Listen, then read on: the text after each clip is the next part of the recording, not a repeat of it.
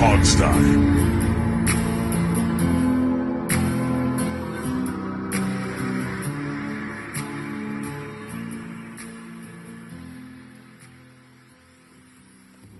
Hey guys, how is it going? I'm not going to let Steve distract me this time.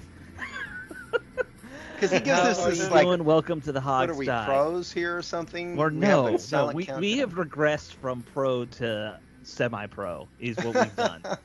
Um, it is Alex, we got Dave there, we got Steve, guys. I hope you're doing good.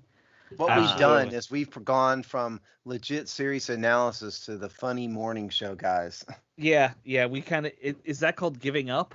Or I don't know. I No, don't know it's what you just call called it. frustration, Yeah. I'm just curious. Am I the cause of the from the legit to the comical side No, of it, Dan or No, what? I don't think you're the Dan cause. Snyder's the cause. Although to be fair, what you were a listener though, but I did like half of a show as Kermit the Frog once. Oh yeah. We We interviewed started out Rob. very wanting to We be Morning Zoo. we a little bit. interviewed Robbie Duncan as the kicking net that Yeah. that what's his face knocked over the Yeah, Giants Odell receiver. Beckham, yep. Yeah, we did a lot of things like that. Yeah.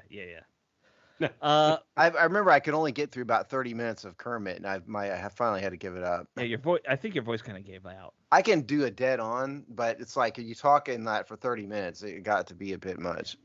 What's amazing is his "Everyone Loves Raymond" voice just totally off, despite the fact that Ray Romano is Kermit the Frog. Yeah, no kidding. So we got a lot to talk about, guys, and it kind of fell into our lap today's show because of this big ESPN story that came out detailing a lot of the details of the Dan Snyder saga, specifically relating to those Gruden emails and all that stuff. Fascinating read, very long read. I think I might be the only one of us that read it from beginning to end. Yeah, I know, kind of Dave, you said you quit about 2/3 of the way. Yeah, about 2/3. Yeah. I had to give up on. I ran out of time. I got like 2/3 of the way through it too. Yeah. Although I think you said you read the back 2/3 and Dave read the top 2/3. No. Well, sort of. I mean, I don't know. Yeah. I got through about 2/3 of it. Well, so this was written by Seth Wickersham and Don Van Natta Jr.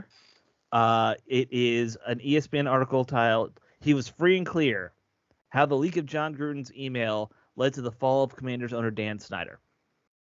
We're not going to go through the whole thing because that would take 3 shows to read. We're going to read it from word for word. Yes, it would. Ready, that go. would be 3 to 8 shows worth of content. It's very I've- long. Yes. If you want to read word for word, it'll take me about 8 shows to do so. Yes. Yes. Dave and I are not good at reading out loud. Steve does it more for a living, so I think I could get through it in about 5 shows, maybe. Yeah, maybe. But there were a lot of fascinating takeaways. Now, the article itself really takes its focus on that whole story from the Raiders' point of view. It starts a lot about Mark Davis. I was going to say the Davis family, but it's all Mark Davis. Al Davis has been dead for a while now. Right. It talks a lot from the Gruden perspective. But there were some very interesting tidbits about that whole saga and who leaked the emails. Let's be clear. The article never outright says Snyder did it or the Commanders did it or whoever. They say that's one popular theory. There's also a rumor that DeMaurice Smith leaked it, and one person claims DeMaurice Smith told him he leaked it. There's the rumors that Goodell leaked it because he has beef with Gruden, and he had been trying to get back at John Gruden for some stuff he said when he was an announcer about, the league and safety and things like that. Which maybe it is. Steve, you can tell me I'm being a little homerish here. I choose to believe it was absolutely Dan Snyder. Well, I mean, look, first of all, I would tend to discount DeMaurice Smith a little bit only because he's a licensed attorney, and if he does sleazy stuff, he puts his license at risk. Right. So I kind of discount that. Roger Goodell is very, very political. I don't necessarily think he's that smart, but he is very smooth, and he's very aware of his public image, and so I would tend to discount him a little bit more. for that reason. I'm Mm-hmm. not saying he wouldn't stab somebody in the back, but something like leaking emails and things, I would think he'd leave that to others. So of those three, certainly the little tyrant would be by far the most likely candidate, I Right. think. But it could have also easily been like some secretary or whatever in the league office, who got all this stuff and, hey, process this. And she called the New York Times or Washington Post, whatever. It could have been anybody. Right. Well, so you mentioned New York Times and Post. One thing they pointed out in this that I had kind of forgotten in the whole, everything that fog of war, so to speak. Uh, it wasn't leaked to the Post because obviously, one, that would be too obvious if it was the Post, I feel like. But also And he Dan Snyder hates the Post. Post. Yeah. Yeah. But if it was leaked from a local market like that, a DC, you know who it is. If it came from Nashville, you would know who it was, for example, right? Like that story does not get leaked to the Post. I don't think. I mean, they're a big paper, but they're not the right place to put that.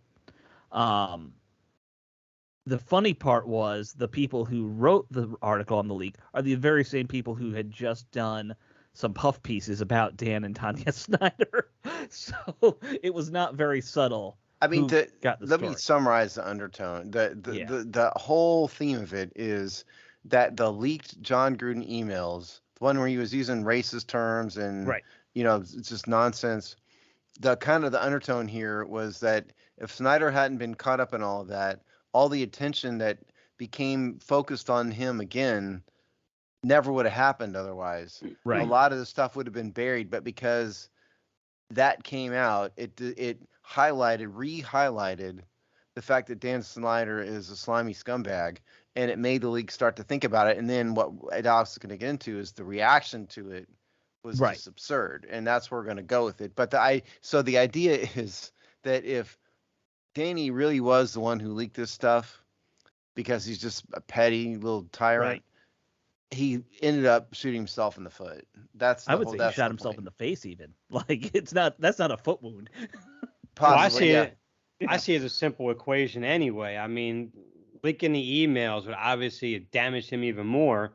It would have been a dumb thing to do. And when have we ever seen Dan Snyder ever do something that was a smart, intelligent thing to do? That's a good question. Very good rarely. Question there. So I'd argue the only smart thing he ever did was allow his staff to credential us for training camp. Yes. Pretty much. Yeah. So I mean, it's a real simple equation in my mind, and I think it all just points right back to him. I mean, he is petty. He's short. He's got that little man syndrome. He's angry about everything if you don't call him Mr. Snyder. Yeah. I mean, the guy, it's just he'll leave vanilla ice cream in your desk because your defense wasn't on. It's got him written all over it, in my opinion. I mean, of those three guys, Smith, Goodell, Snyder, who's the most likely, do you think, to be petty enough to dig through 60,000 or whatever emails and 650,000 is what 650,000 emails? It'd certainly be Snyder. Right. Oh, absolutely. Well, for all his pettiness, I'm sure he has some nerd there who can do a good word search. And he just said, search for ethnic slurs. And I'm sure that he has no idea how to personally do a word search. No, I'm sure he doesn't. And the beauty of it, and the beauty of it that probably really made him jump into doing is that you saw that Bruce Allen was tied to it in one way. Mm-hmm. So he was like, I'm going to get you. And Chris, Larry, and I talked about this on IJB when this all happened. What it seems to be is Snyder hates Bruce Allen. Here's the work. This is a hypothesis, not fact, but our hypothesis at the time, and it kind of makes sense, was that Danny hates Bruce Allen, so he's trying to out Bruce Allen, get rid of him, embarrass him. So he discloses he's been trading a bunch of nonsense, stupid emails with John Gruden. He makes them both look foolish. Doesn't like Jay Gruden either. Embarrass his brother. And boom, it comes back to haunt him. Well, and the other thing, they didn't even mention this in the article. Remember, some of the other emails leaked were Bruce Allen and other executives sharing photos of hot cheerleaders the similar stuff to the DVDs Dan had, basically. Incidentally, it's like, how old are these people? Are these people 16? Yeah. You really have to email and text pictures of hot women. That's just so ridiculous. Well, after your 30s, you should be able to keep control a little bit, right? Like, come on, guys. I think it's got a lot more to do with the fact that their elitist style of living, the money they make, as opposed to how old or mature or anything they are. Because when you get to a certain level of how much you make and what you earn and what your assets are and everything, you think you're just flat out untouchable. And you could do whatever you want and everything will be brushed under. There's definitely but some. Yeah, but see, unfortunately, well, actually, fortunately for Dan Snyder, he couldn't get anything brushed under the rug. He was he was incapable of doing anything savvy enough or smooth enough to do all that. Where Allen and Goodall and all of them could. So, incidentally, one of the things that came out of that column was that Snyder and Allen were fighting over whether the team had to pay out the remainder of Bruce's contract. Sure. Yeah. In other words, because this same thing happened with Scott McLuhan. And so here's the game, okay? So these employment contracts will say the term of this contract is X number of years. And the team, if you breach the contract, and here's the things you can do to breach it. You don't do your job, you get arrested, something like that, then the team does not, then the team can terminate and doesn't owe you anything. But if the team breaches the contract, meaning they do something in violation of the terms, number one, for example, they fire you without cause, then they're going to owe you, they have to pay out the contract. Right. And so that's where they went with McLuhan, and we never found out really what happened because they arbitrated it, and presumably that's what happened with Allen because he's gone silent. Same thing. There's been a massive lawsuit. So let's talk about some of the wilder stuff that came out of this. Obviously, when the leak happens, the NFL's very unhappy. There's a bunch of big meetings between ownership and leadership where it's pretty clear that a chunk of the owners already think Dan Snyder did this. The wildest story... Now, we had heard, I think, very mild rumors that if Dan were to go down, he would take everybody with him. These are not just rumors, apparently, because there's one highlight of this whole article, and that is when they say that Dan Snyder's lawyers, who coincidentally are like some of the more ruthless lawyers out there, Joe Tacopina, is that how you pronounce this? He's a pretty well-known lawyer, right? Well, Reed Smith is the firm. I know Reed Smith. I don't know him at all. Right.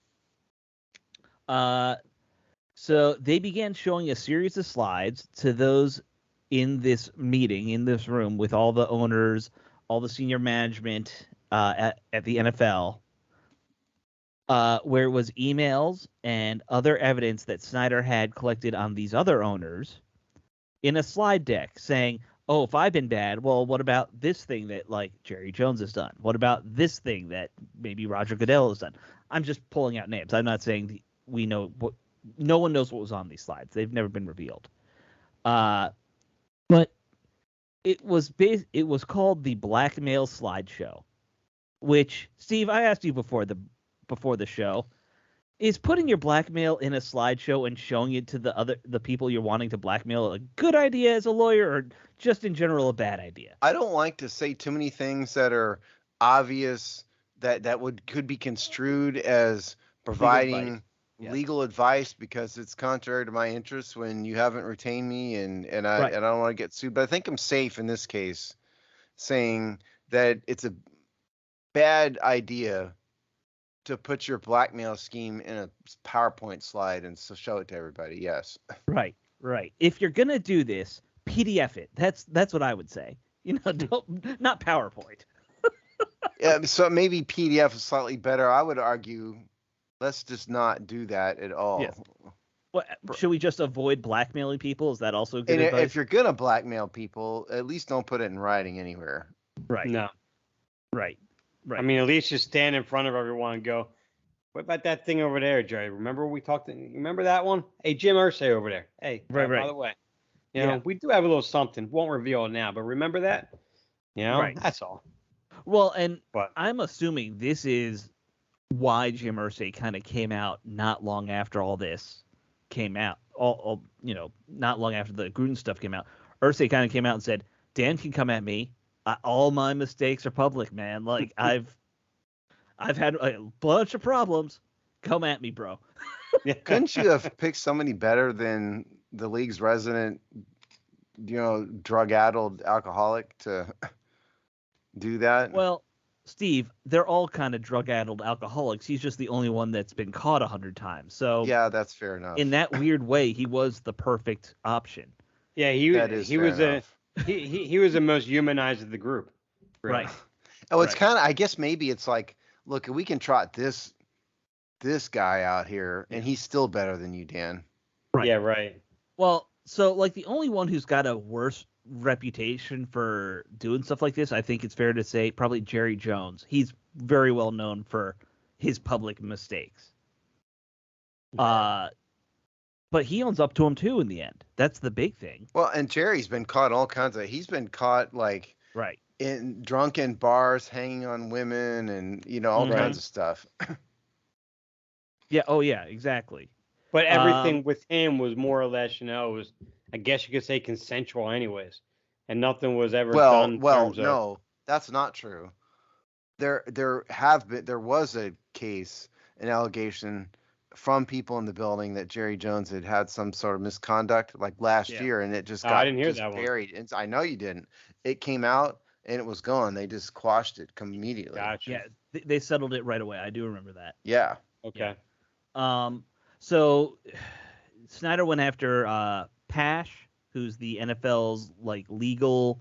He's the NFL general counsel. General counsel. Thank you. Yeah. He leaked some emails about him to the Times at one point. I'm trying to see if they. I think that it's fair. It's safe to guess that some of the stuff that came out about Jerry Jones not long after all this probably came from Dan. The illegitimate child thing, all that kind of stuff. Well, and it's that's speculation another on my thing. part, but it wouldn't surprise me. Who's doing strategy for Snyder? If Snyder's behind that, Jerry Jones is your one friend. Right. Well, Right. it sounds like go the after him? strategy came from Reed Smith and all those guys. Well, okay, but blame the lawyer if you want, but at the end of the day, Snyder's in charge. Oh, yeah. I know. He But could have easily said, no, we're not going to blame. No, I'm sure he went to these people, said, you did this for Alex Rodriguez, because that was in the article, that's why he wanted them. Do it for me. Like that was kind of his approach. I would maybe advise that if you're going to come up with a strategy, don't use the one Alex Rodriguez used to fight his steroid allegation. That's a pretty good, like, universal rule. Yeah, because it did not go great for him. It went horribly for him. Yeah. He's a good baseball analyst, actually, but sure. But it's just awful. So, okay, so this story, though, I don't know if we learned anything new, because I'd heard the slide thing before, too. Had you heard the slide? I had never heard he did a slide thing. Okay. Yeah. But it is very interesting, and it's confirming what Chris and I suspected a year ago, to the extent it's confirming anything, which is what the undertones of what they're saying is Snyder hated Bruce Allen. Jay Gruden's involved in this because Jay said some stuff too, about the team. And so he disclosed these things that kind of embarrass everybody, and whoops, it comes back to haunt you. Yeah. And if he just, because if everybody recalls, the storm had kind of died down a little bit, and then this stuff reignited everything. They're not exaggerating when they do say that this is what brought around his downfall, because he was out of it, man. Yeah. He was. He had his fake punishment. Yeah. It was kind of dying down, and then this came out, and it was, oh no, not like he could have been quiet for a year and taken his lumps, and everybody forgotten about him, and this came out and boom, did him in. Yeah. Well, I don't think we would have forgotten. But no, but the world, we might not have, but the world would have forgotten about it. It would have kept on. That's why I just scream so much at Dan Snyder just being that petty little tyrant that you talked about. Well, as you mentioned earlier. It's just hubris. Oh, Yes. absolutely. Absolutely. So. Hubris is the downfall of many a famous muckety muck. Yeah. Oh, absolutely. And it's always one little mistake that brings these guys down. Sure. Yep. I mean, what's amazing to me is that he really thought that he could, he thought this would get him back in Goodell's good graces. Like, that's kind of the analysis that they did there, was that he did this hoping that taking down Gruden would make Roger Goodell happy. Well, in the Which- article, it actually mentions in the beginning, actually, that Goodell was doing what he could to protect Snyder in the very beginning. Yeah. But I think it was after once these emails really started coming out and more started coming out, there was nothing Goodell could do at that point. Right. I mean, it was just over. So that's another reason why I think Goodell wasn't necessarily part of it, because in the beginning he tried a lot to try to deflect as much as he could off of Snyder like that, just for whatever reason. Yeah. Now there was one not Commanders related tidbit or Redskins related tidbit in there that I thought was interesting. And Steve, you might have known this. I didn't.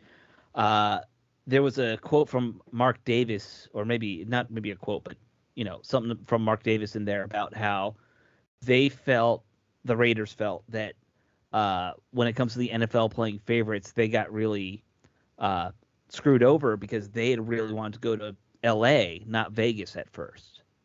And the NFL told them they couldn't go to L.A. Well, no, I had not heard that before. I saw that in the story. My reaction to that is that, I mean, the Raiders are kind of like the disagreeable uncle of the NFL. Okay, sure. They have a They always reputation. have been. Yep. Yeah, they always have been. I mean, it goes all the way back to the '80s. Right. Al Davis sued the NFL. They didn't want him to move the team. He moved the team anyway. He sued him. He won. Mark Davis's father was been a disagreeable for decades. Mark Davis is kind of an idiot. He's not a bright owner. The apple fell far from the tree with him. He looks like he fell out of Dumb and Dumber. No, he's finally gotten a decent haircut. I saw. Oh, did he? Nice. Oh, good for him. Yes. But he's no longer getting a bowl cut. It's not really a model franchise. Yeah. And so they're not going to get favoritism. And again, this is the Billionaire Boys Club. You kind of have to be in the in crowd, sure. to have a lot of like Dan Snyder is, the nerd they stuffed in the locker. If you want to use a high school analogy, and with plenty of room left. Yeah, well, and Mark Davis isn't far behind him. He's the weird guy in the corner. So it's the cool kids are, Jerry Jones, Bob Kraft. Right. That crowd, Mara, with the Giants and others. So it doesn't surprise me too much that he couldn't pull it off. No, it doesn't shock me. I just hadn't heard that little tidbit before. I think it is interesting because when I think Raiders, I do think of that, just I grew up with them being in LA wouldn't have surprised me if they'd gone back. You know what I mean? It's just, I thought that was an interesting non-Washington tidbit. It was. Yeah. The other thing is apparently there was a bit in the end. You probably didn't see this, Dave, since you didn't get to this. Gruden was saying, well, why would John Gruden was asking, why would Dan Snyder want to come after me? I only met him once. We got into an argument.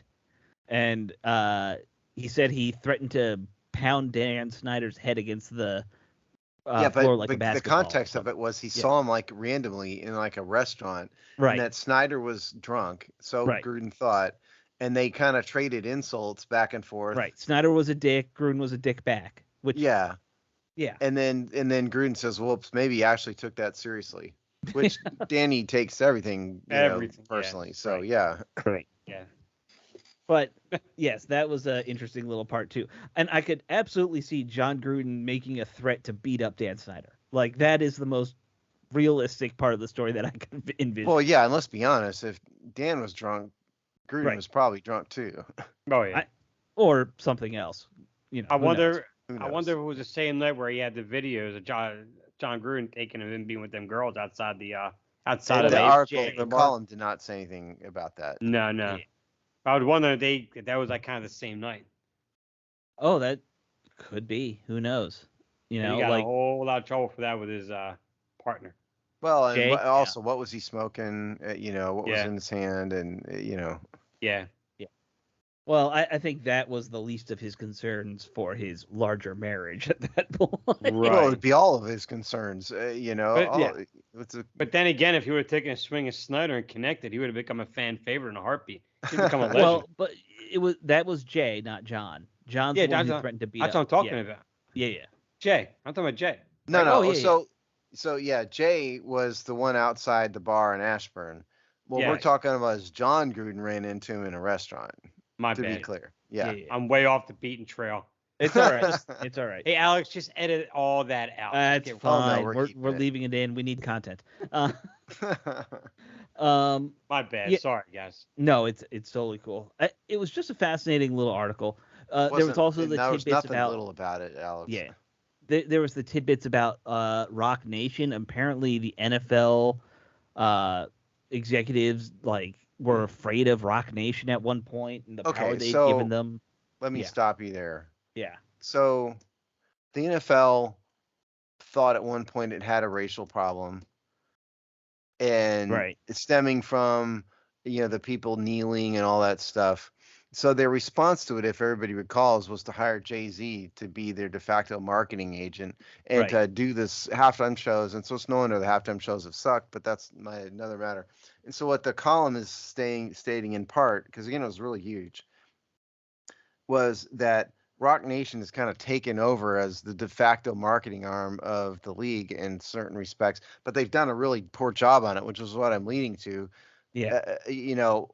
Amazingly enough, the rapper turned quasi businessman is not great at marketing. No. That's What not shouldn't be a surprise to anybody. well, what amazes me and actually has amazed me about that, you think Jay-Z, who is by all accounts a very good creator of music overall. He's been very successful. How's it all the NFL halftime shows since he's gotten this position? Their audio quality has just been awful. You can't hear the lyrics of anything. You can't the balancing is just terrible. It's amazed me that part of it. I boycotted. I haven't seen any of them. Yeah. Well, I know you have. I think Jay-Z and the Rock Nation certainly did play a big role in what you got to talking about, but Mhm. let's also be honest, man. Since early 2000s, this halftime show has been quickly going downhill anyway to begin with. They were Well, probably hoping that Jay-Z would help revive something that was already tanking, but it just became worse, far more lip syncing, Well, and they weren't yeah, even what in is part sync when they're lip syncing. it is part a lot of lip sync, and for me, they're not playing my music. It's just a never-ending Right. stream of hip hop artists. I don't care about that. I don't want to see any of that. Well, that's all an appeal for the younger crowd, anyways. That's all they. Well, what I've always said with the halftime shows, the NFL is alienating part of their audience. You don't have to all have a bunch of rappers. Have a country. I'm not a huge country fan. Put Keith Urban up there, or Garth Brooks if you could get him, or Taylor Right. Swift if you could get some country. I don't know if you'd call Taylor Swift country, but you get my point. Put country. Well- You could. You could have Metallica up there once. That they're a huge stadium act. Quite honestly, you could do a variety. and it's a topic for a different day, but quite honestly, you could look at the list of halftime shows. There was a sweet spot from the mid 80s through the 90s of rock. Before that though, it was terrible shows again. It was up with people every year for 10 years straight. It was just garbage. Yeah, but it's been worse this time, and I think the real fatal flaw of what Rock Nation and the halftime show is he's had a string of semi-washed up performers. Yeah, there's not been really. a lot. Well, maybe washed up isn't fair, but past their prime. Sure. Rihanna hasn't made an album in years. Mm-hmm. And Shakira and J-Lo. Well, we all know why they were on there. Yeah, that's eye candy. That's all they're doing. Yeah, but I mean, there's even if you want to go pop, there's artists that would be relevant. Yes. But the point of the article, to summarize it here, what they're claiming is that Rock Nation has been way too involved with the marketing of the NFL, and they did use the word "scared," and I don't really know what they meant by that. If they mean that they're going to get a racial allegation if they fire Rock Nation, maybe, or they just they're. I don't know if they meant that. It's intimidating, or I don't know. They gave up too much power to them, and they didn't like that. Because you can't give up all of marketing to an outside firm, Right. And then it turned out that the number 2 at Rock Nation kind of became got on the board of the Commanders. Like a woman, I can't remember her name, Perez, maybe. I can't remember the name. Like that. Yeah. But that's why it was in there in the whole story. They're claiming she might have been the mastermind behind the whole leak itself, which is kind of wild. We're never gonna know who leaked all this stuff. No, we'll know in 20 years when no one cares. That's when we'll learn. When he pump out the documentary. Yeah. We still don't know who killed JFK. Don't hold your breath. I mean, we know who killed him. We just don't know who paid him to kill him. Potentially, yeah. Yes. All right. So do we want to change gears? Talk about the RFK site stuff. Let's do that. Yeah. So, interesting story came out also last week that Representative is it Comer? Comer. Comer. James Comer. Comer. Learn your names of Republican representatives, Alex. Yeah. James Comer has started on legislation that would allow DC to develop the RFK site. He's working with DC on this, which is interesting because I think they just went to Capitol Hill and he grilled them like for 4 hours, I don't know, a month ago or so. But it was a standard, thing that happens really in DC. He was on it's the same committee that was investigating the Dan Snyder story, which is interesting. No, it's not. That was done when the Democrats were in command of the House. There's a whole theory behind that I'll get into. Okay. That I have. But yeah, now that the Republicans are in, this is the first time I remember anybody from Congress on either side really seriously saying they want to consider working on getting this land developed. I don't want to rain on anybody's parade here, but I think you have to take this with a little bit of a grain of salt. Oh, absolutely. Because he's not announcing legislation. So Dave is the one that found this tweet. It came from, for the record, a guy named Evan Koslov, who is a reporter apparently with WSA 9, which is a station in DC. And what he said in his tweet, he says, spokesperson for Representative James Comer confirms they are preparing legislation that will allow DC to develop the RFK site. And then there's a quote in here, which now I can't find. But the quote is from Comer at the hearing, and he's saying something like this. But see, preparing legislation could mean, first of all, it sounded like Comer kind of summarizing things and having sort of wanting a kumbaya moment at the end of this hearing. Yeah, we're willing to work with you, and sure. But is there a specific plan? No. Preparing legislation could mean like some intern is thinking about what to write. Yeah. It doesn't have to mean it's, and to be clear, even if his office had prepared something, it'd have to get through committee, it'd have to go to the House, it'd have to get through the Senate, the president would have to sign it. They'd have to come up with a plan of what it is in the first place. So it's a step. And I agree with you that I've never heard something like this before, at least not a really long time. It is a step, but it's a very small step. It is a very small step. It's interesting that it's coming from the GOP, considering, DC is a obviously Democratic mayor in the city. Yeah. So and the fact that they're willing to work together at all is interesting. And I will throw some more rain on the parade. As long as Phil Mendelson is head of the DC City Council, it's not going to happen. Why is that? Who is Phil Mendelson, and Phil why Mendelson is the head of the DC City Council. He's a longtime, city executive in that, or not executive, representative. So he's, despite the mayor being the mayor, he probably has more power in his position than she does. And he was just asked about this whole, legislation thing in a recent press interview, and he said, "We don't have money for it, or to build a stadium. They'll work with the Republicans on transferring the land to DC to develop, but he has zero interest in putting a stadium there." Some very smart person said this years ago, namely me. Right. Yes. And go ahead. Well, to get away from the political side, because you guys are far more in tune on that side of it than I'll ever be, probably. But in your article, you mentioned something that with me resonated in terms of it's not the Redskins anymore, anyways. Why do we want to put something back on the RK site anyway? Just like in your article said, you can never you're never gonna be able to go back home again. Sure. Go somewhere else, find another place, start a new memory, start a new future, build to something different, whether it's this brand or a new rebrand or whatever it is. Going back to RFK, that's just trying to drum up memories that just do not exist with this organization. It's essentially an expansion team. You're trying to force a history onto. I know people hate it when I say that. Doesn't really matter to me. Yeah. Right. But what you said in your article, I think, makes perfect sense. I mean, stay in the land and stay where you are now. You have the land out there to build out there and do something. Yeah, I agree with you or there. And the other right. part of it was that I was getting at was, I mean, you're never going to beat the pass either. No, It was one of the absolutely. greatest moments in Right. NFL history that, that those 10 years under Joe Gibbs, by anybody, you can debate the ranking or whatever, but one of the greatest stretches of any NFL team in league history. And you're never Sure. going to beat it. And like you said, I mean, so you're never going to beat it. It's an expansion team. The residents don't want it. But just start something new. Yeah.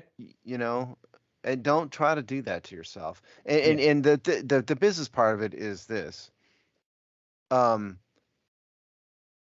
Governments, when they commit funds, do not create the funds at the copy machine. It's Mhm. actual money they have to have. Right. Where do they Right. get it? Usually, it's a combination of raising hotel and car rental taxes, and then they're going to sell bonds. Right. Now, states have a lot more opportunity to do that than does the one little city of Washington, D.C., which, by the way, is still paying debt service on Nats Park. They took a Right. loan, I think it was 300, don't quote me on the amount. I think it was 350 million, I think. Uh, the whole park cost 650. No, I'm So telling the yeah, loan that DC yeah, took, I yeah. want to I say it don't was remember what the loan is, 350 but million. yeah. And so they're paying like 20 30 million bucks a year in debt service. They're Mhm. not so triple that or quadruple that to get even in the ballpark of what you would need to build a stadium. They're Mhm. not going to do that. That's the problem. The- And you throw in the fact that the residents truly do not want another stadium there. It's Can you so blame unlikely. them? well, No, Can of you course blame them not. anyway? No way. No. I mean, I do blame them because they've had a rotting stadium there their entire lives, and it just has been falling apart, and it's awful.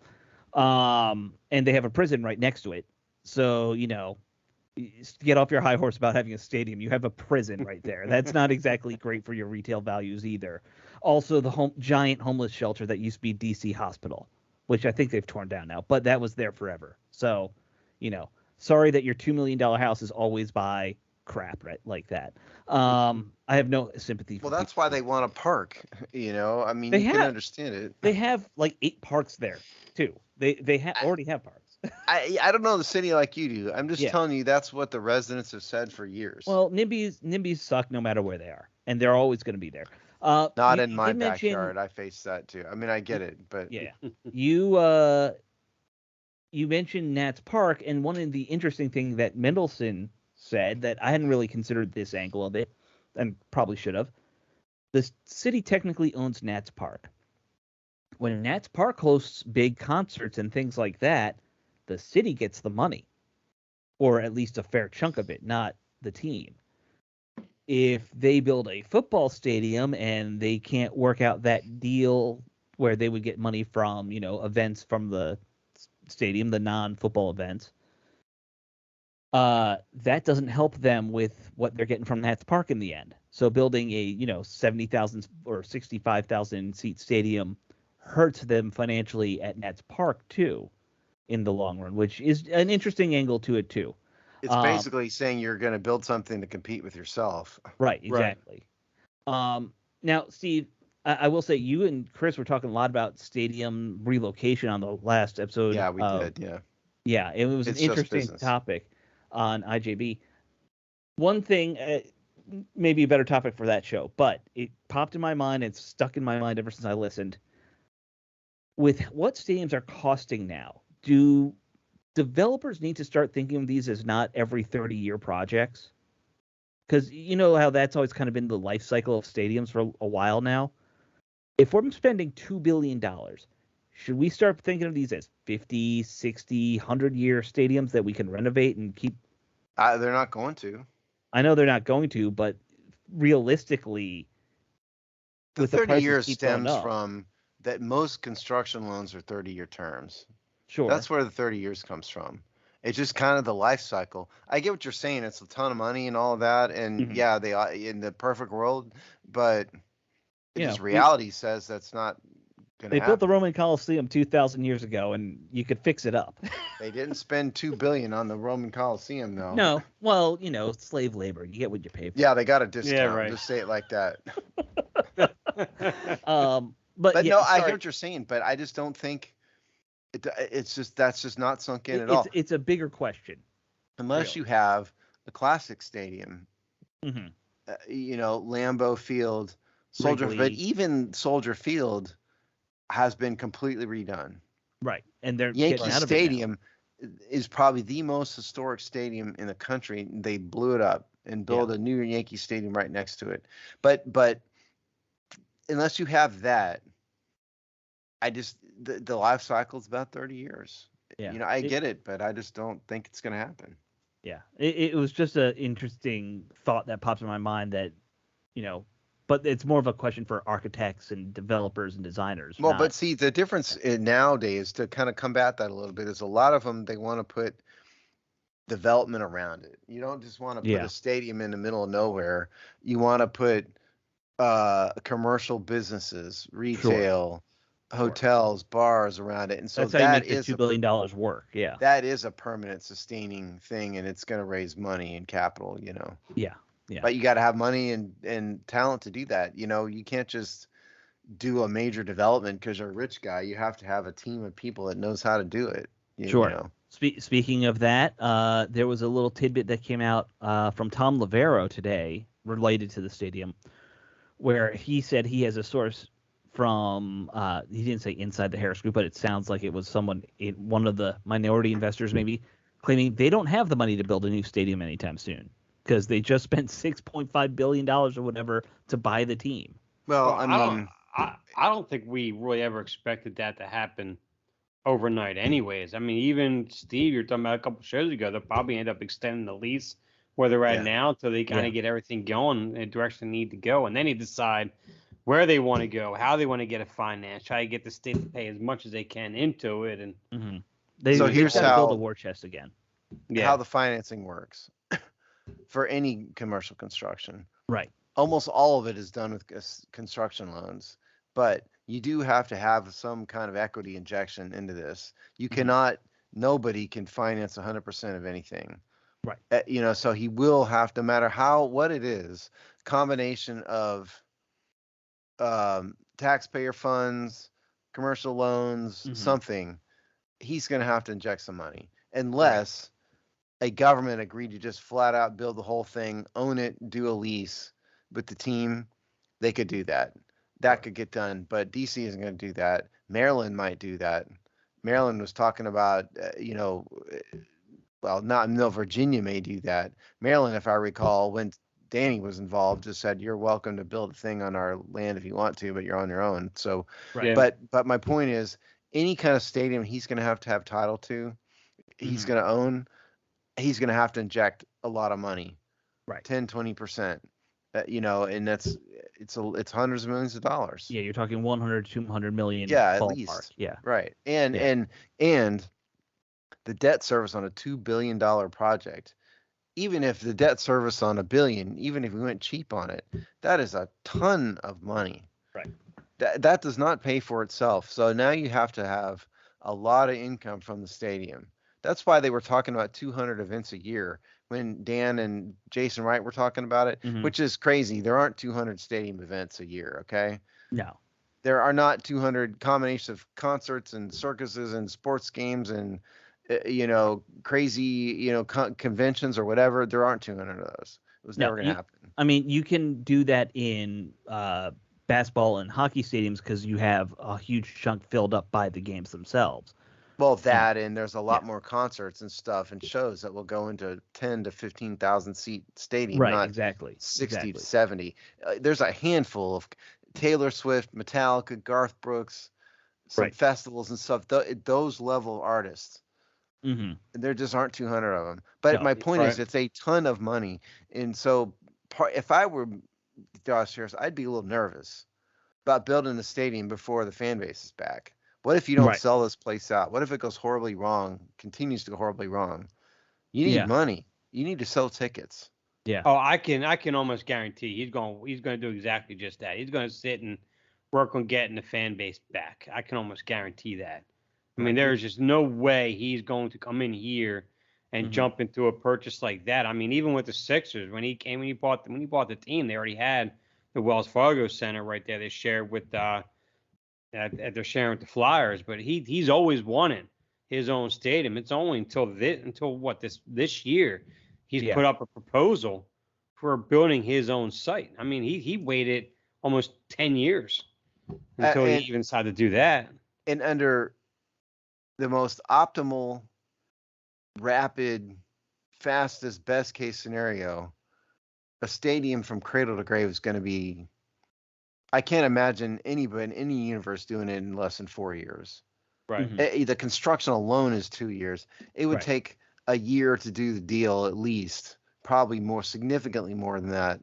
And then the planning and architects and permitting and all that stuff. I mean, it's, getting the property. You're talking years in the future. At this point in 2023, you're pushing it to get a stadium done by 2028, as it is. Yeah, it's a long shot. I agree. I think we all realize that. And, maybe it is in their best interest if they, try and keep FedEx Field going for till 2030 something, so you can build that reservoir of cash that you'll need. When you have a fan base that's come back, right? Exactly. Well, wasn't part of the whole purchases is that he had money, I don't know how much it was about for renovations and just for the wasn't there a report that either you or they had some plans for it? Yeah, you're right. So I mean, even that right there shows that I don't think he's in no hurry on getting a new stadium, anyways. And besides, he can't be unless they had some partner coming in to build a stadium independently and they lease it, which I feel like one team did that, didn't they, Steve? Or am I wrong about some team? Like someone went out there, built a stadium, and then the team moved there, and is that kind of what happened in Vegas, or? Well, Steve Wynn was involved in the development of Allegiant Field in Vegas. I've not researched who exactly owns it in the business arrangements. But that's what I was thinking of. When Steve Wynn was involved, one way or the other. I'm not sure of the details. Yeah. I could maybe see something like that happening, but that's still a tough sell. This is not Vegas. This is, a normal city. And the one Vegas is totally different. And the one thing that could probably help the situation compared to other teams is at least the Harris Group has at least 3 areas that are going to be trying to bid for the rights to build the stadium. So that means you might be able to get one of these states to put more money to it than expected because they really want this stadium there. Well, I mean, Virginia. that's not going to be So I mean, that's probably going to help expedite it a little bit. But if a state's gonna put the entire bill, it'll be Virginia because they're desperate to do something stupid. It is what it is there. All right, we should go to our position group breakdown before we run out of time here. Tight ends. It is time to do the tight ends, and I wrote this article, guys, which I'm sorry for our readers. It's just going to have to make me do a lot of editing. Hey, but I will say, writing it up, I found some fun facts about tight ends in there. For example, in terms of yardage and statistical production, guess where our best tight end finished in the NFL last year? Wait a minute. Wait. It's Logan Thomas. 35th. 37. You are both actually more pessimistic. He was 33rd, which just means every team technically could have had a better tight end than Logan Thomas. At least we were right. It was in the 30s, though. Yes. Yeah. You were close. And for the record, not every team does have a better tight end. There were, I think, 5 teams that have 2 tight ends better than Logan Thomas. That's just not fair. That's just greed. Yes, it really was not fair. So Logan Thomas obviously had a down year. The whole tight end group had a down year. The team's tight end group compared to all the other team tight ends group finished 26th in catches, 29th in total yards, and 31st in touchdowns, tied with the Patriots for last place. They had 2 touchdowns as a group at tight end. That's and not only the good. Patriots did worse. That's fairly negative. Yes, Yeah. not worse. Sorry, as bad. Like I said, there are 13. There are 28 tight ends who have more touchdowns than Logan Thomas on their own because he had 2. There are 13 tight ends who put up more yards than the entire Washington Commanders tight end group. So, there's that. And so here's my thing about Logan Thomas that has me really worried about this group. Some people might say, well, he was coming back injured, he started out slow. He didn't do better as the season went on. Statistically, his last 4 games, were almost identical in production to his first 4 games. He averaged 3.25 catches in his first quarter of the season before he got hurt again, and 3.75 in his final 4 games. So almost identical. Difference of yards was about 2 yards per game. So just not very productive. Let's be honest. Let's be honest. Logan Thomas, nice story, converted quarterback. He's a one-trick pony when it comes to running routes anyway. It's not like he can run like 3 or 4 routes in the whole tree. Right. He's basically just running seams for the most part. Yeah. Yeah. When you have guys like Kelsey who can run every route, he's uncoverable. That's why he's one of the best players in the NFL. We don't have that. Well, yeah. You can't compare anybody to Travis Kelce. No, a Hall absolutely of Fame, not. Probable Hall of Famer. But in terms of Logan Thomas, he's got an $8 million cap hit. A big part of $8.6 million. Yeah. Part of me says you ought to just cut him. I'm honestly. surprised they not actually that they didn't. Yeah, not that they have anybody to replace him. I know, Dave, you like Cole Turner, which I guess he's probably got the most potential. It's kind of like being king of the fools a little bit, I guess. Mm-hmm. Well, he was. Well, he was a former former wide receiver. Come down to a tight end. He's a guy who can run all the routes. He has some Jordan Reed aspects to him, to his game, in terms of what he can run in routes. He's not the route runner Jordan Reed was. No, he's not precise. You are right, but it's just the comparison in the sense of what he has compared to what the other tight ends in his roster don't have. He can run more than 3 routes. He can run almost a full route tree and run them well, run them effectively. So the problem with Cole Turner is going to be his hands. He was 2 for 9 in terms of catches on targets last year. Yes, as a rookie. And that's the one. And Steve, I'll let you do the math if you want, but that's not good. 2 for 9. No, it's not. No, that's bad. Yeah. That's like 14% or something. yeah, about that. Yeah. So sorry. No, that's like 22% or something. Yeah, it's not good. Yeah. Well, 2 for 10 would be 20%. So yeah, it's a little high. 2 for 9 is a little, like 22 or something. And that's why there's not much positives to take out of our tight end groups. We have Bates who can block very well. Right. Bates is an okay blocker. Right. By the way, you said King of the Fools. I compare Bates blocking similarly because none of these other guys can block for anything. So Bates is just the best blocker by default. This isn't Doc Walker out there like running dudes over either. No. Like he's a good finesse blocker and he can take on a couple guys. Yeah, he just stands in a way better than the others. That's all. Right. And just to give you his numbers last year, 14 catches for 108 yards.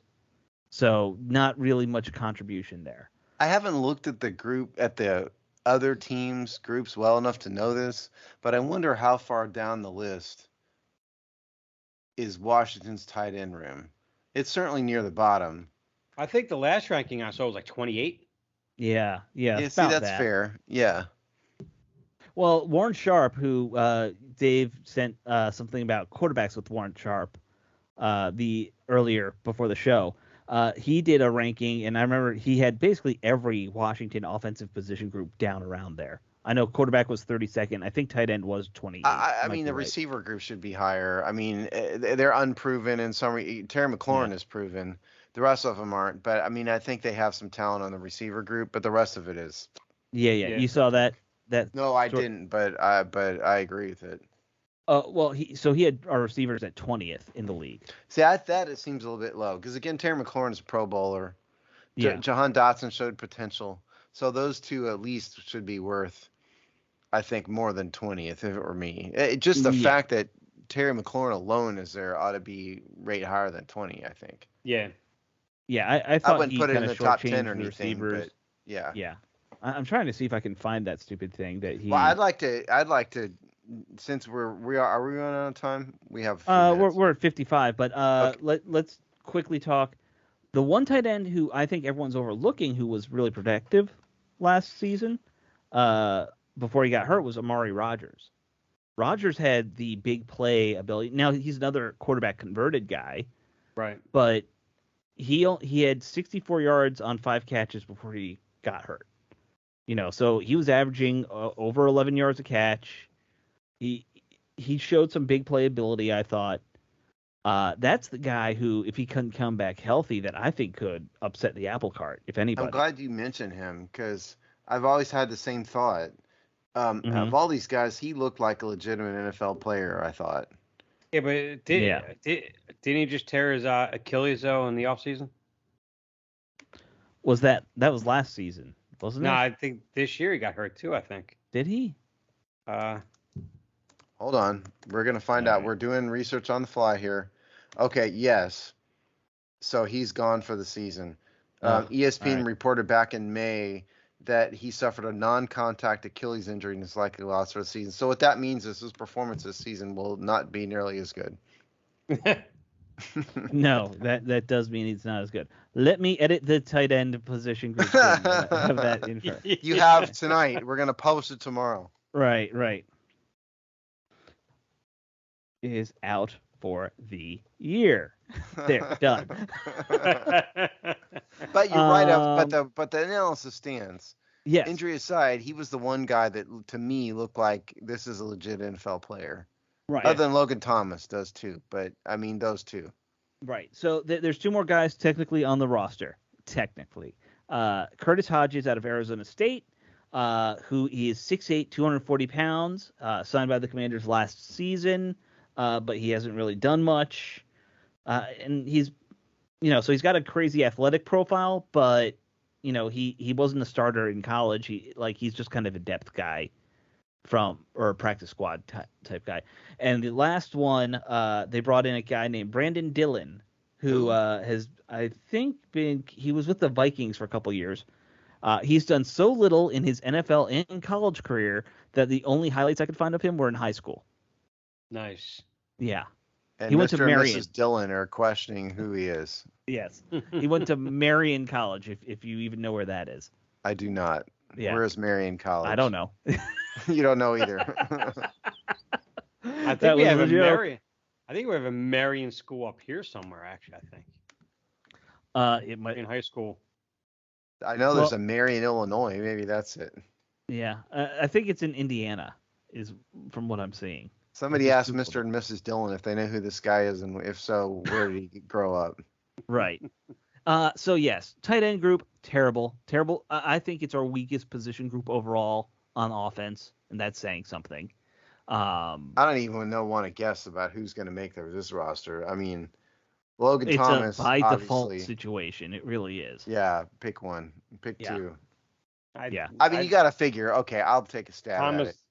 Thomas, Bates, and Cole Turner. There are your draft picks and your expensive vet. Those 3. And with Curtis, then you're only down to Dillon. Brandon don't know anything about Brandon Dillon. All jokes aside, Curtis Hodges, practice squad guy. I mean, I think you got your group. Yeah, I agree.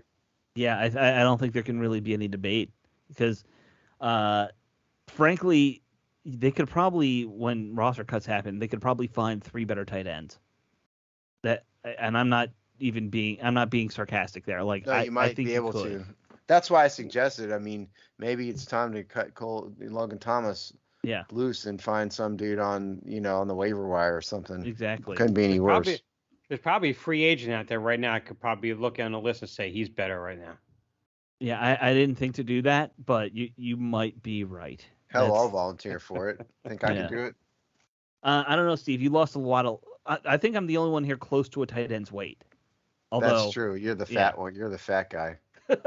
Yeah, but you're the opposite of the muscle side, though. Yes. It's all. I would be a good blocking tight end. Is what we're I think you saying. need to be a tight end on a women's football team. I would still get my ass kicked. Maybe, yeah. Have you seen the women on those women's football teams? I try not to, no. Yeah, they would kick your ass. They're huge. I'll tell you what, man, they actually tackle much better than many of the NFL players out there. I've seen some of them hit. I've seen some of them tackles, though, man. They're actually pretty ferocious. I mean, good for them. They're playing real football. I mean, some of it's kind of a joke when you put them in like bikini tops and stuff. I mean, it's kind of a joke. No, if Alex talking the league I'm talking about, they're actually they actually got legitimate uniforms and everything. Yeah. I'm not talking about the lingerie league. Yeah. We're not talking about that. Is there some? I guess there is something else besides that out there somewhere.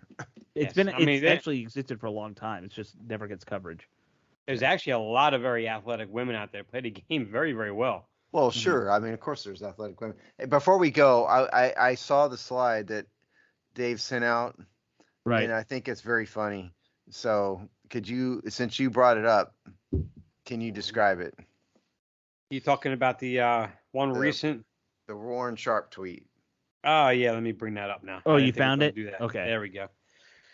Well, it's a quarterback situation one. So under Ron Rivera. Let's see. This is Warren Sharp, by the way. Warren Sharp, tweeted this out, yeah. Yes. Where he does, I do agree. Alex has a thing against Washington, but this is actually kind of, kind of funny, really. It's let's see, Dwayne Haskins, rest in peace. 4 weeks as a starter. Kyle Allen, 4 weeks as a starter. This is all under Ron Rivera. Alex Smith, 5 weeks. Dwayne Haskins, back to him for 2 weeks. Then back to Alex Smith for for 1 week. End of 2020 season. And then we brought in a guy that was supposed to fix everything. Ryan Fitzpatrick. I think he played one series? Game. He played one game. Yeah. One game. Actually, you are technically right. It was a full series. Yes. Before he got hurt. That was it.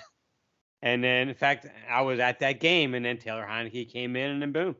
Yep. So it was one of the few games I was at. Then it was Heineke for 12 weeks. Garrett Gilbert for 1. Now, that was only because Heineke, I think, failed the I forgot about Garrett Gilbert. Protocol. Yeah, that was a COVID game. Yeah. Yeah, so it was a COVID game. And, Gilbert actually played rather well for having no time or no experience, no nothing. But still, whatever. I digress. Right.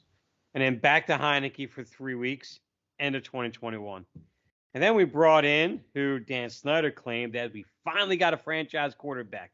And a guy that I was actually kind of hoping for to turn the career around, I'll be honest. I was wrong, of course. Carson Wentz, 6 weeks. Back to Taylor Heineke for 9 weeks. And then Ron Rivera figured, let's try to save the season when Carson Wentz came in and he was horrendous. And that game I was at, his first incompletion, the entire stadium screaming, Heineke, Heineke. It was hilarious and sad all at the same time. It was just great. And then it went to Sam Howell for the last game of the year.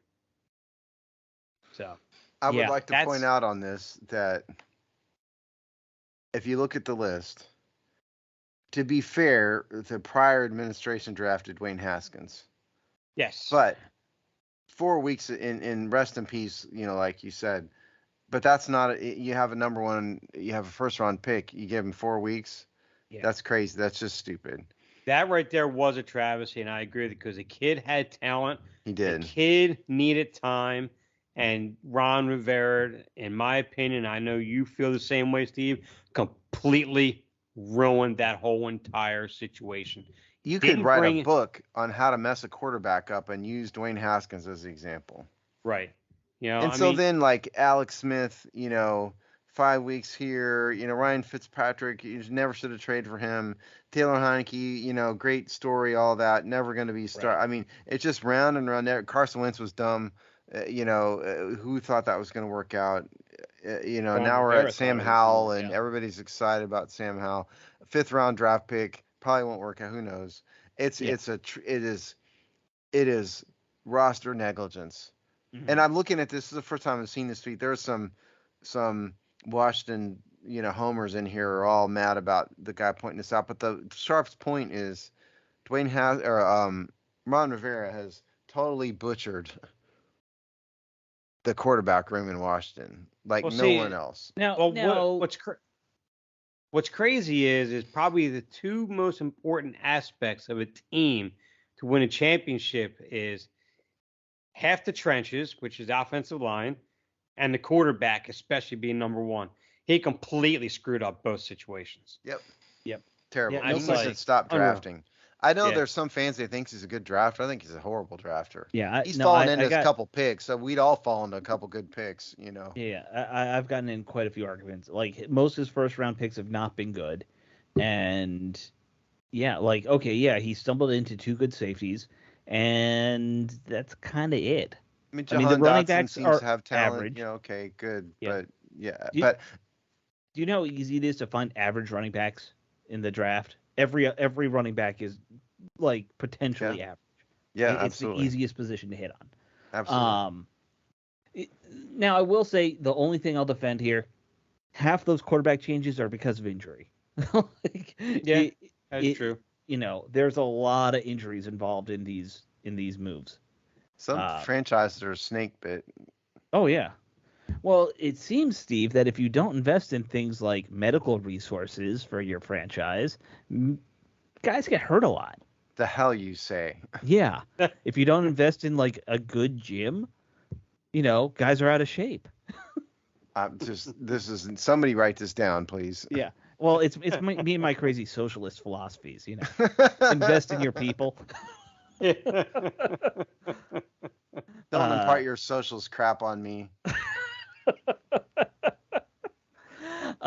Yeah. And I found the other thing. They did not rank tight ends in that sharp thing. They just grouped tight ends and receivers together. Okay, And well, let's that's just why assume 20th. it's way down there at the bottom of the list. They said 20th.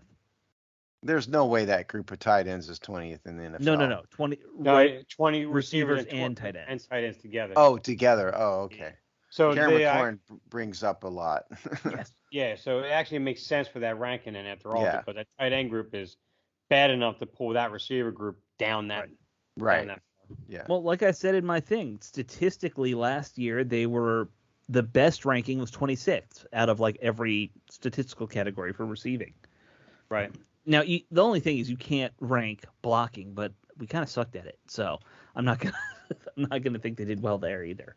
It's just funny to me Mm-hmm. that people get their panties all in a wad over Warren Sharp pointing out, not even making a comment about it, just listing He's all not these judging. quarterbacks. Yeah. No, I mean he's judging by implication. Sure.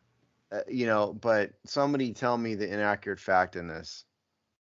I mean, I think the only fair thing is to say Alex Smith got injured a bunch of times, and that's why he kind of goes off and on the bench. The real sins are Yeah. you ruined Dwayne Haskins' career, Right. and you brought in Carson Wentz. Yeah. I won't even criticize the Fitzpatrick move. They didn't really have a great move that they could have made that season, other than maybe The drafting. Carson Wentz they went all in on, and Well, I think you could add one more. I think they had an opportunity, but I don't care how you feel about Justin Fields.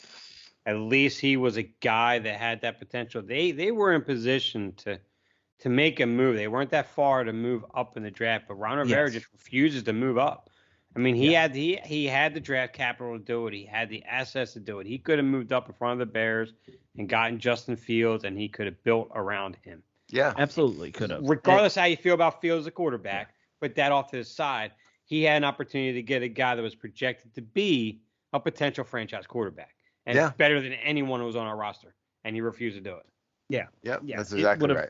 It would have been very interesting to see a Justin Fields, running around for the Washington Commanders. I would have had RG3 flashbacks very quickly in a bad way. That's just me. That's at least Fields knows how to slide and avoid the big hits. That's true. He's already outlasted RG3. So yes. Yeah. All right, guys. I think that should wrap us up. One thing, honorable mention thing. Joe Jacoby is a semifinalist for the Hall of Fame Senior Committee again. I believe I heard 66 people are in that list, and they're getting don't hold your breath. 5. We'll cover this more if he makes the finals. I hope so. I hope that now that Dan's gone, they'll just be like, okay, let's start putting some ex-Redskins in there. We had the guy, who's the guy from Dallas? Yeah. Name's escaping me. You're talking about before. And he always said it was a long shot. Yeah, we had him on a couple years ago specifically to talk about Joe Jacoby, mainly because it was the only Hall of Fame rider who I could get a hold of who would talk to me. And super nice guy. Oh yeah, super nice guy, Rick Goslin.